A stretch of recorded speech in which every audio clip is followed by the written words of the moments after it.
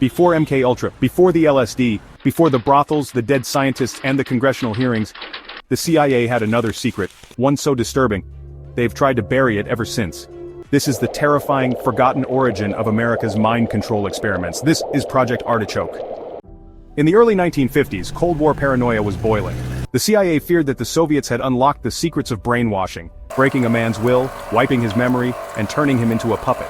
In response, the CIA created a project under the code name Bluebird, later renamed Artichoke. The goal? Simple on paper. Can we control an individual to the point that he will do our bidding against his will, and even against fundamental laws of nature such as self-preservation?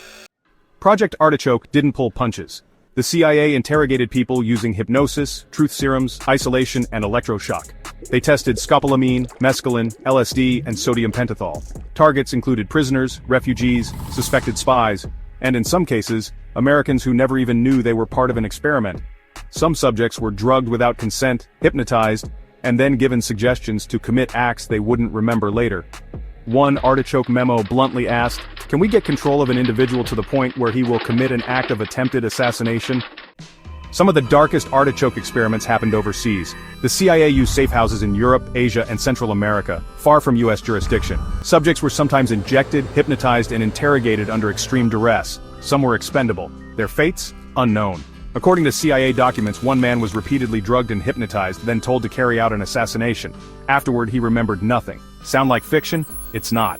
In the mid-1950s, Project Artichoke was absorbed into a new, even more sinister operation, MK Ultra. Much of Artichoke's documentation was destroyed, but enough survived to reveal a dark truth. The US government actively pursued methods to erase free will and manufacture obedience. Victims were left with fractured minds, shattered lives, and no justice. And here's the scariest part, many of them never knew what was done to them.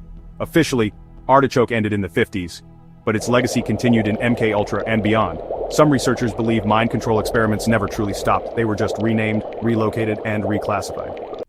The deeper you dig, the more you find that some questions aren't supposed to have answers. Like, what would you do if you discovered your thoughts weren't your own?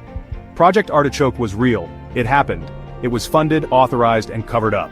And it's not the only program like it. If you want more real-life mind control experiments, unsolved government projects, and mysteries they tried to erase, hit that like button, subscribe, and ring the bell. You're not just watching a video, you're uncovering the truth they never wanted you to know. Stay alert, stay curious, stay awake.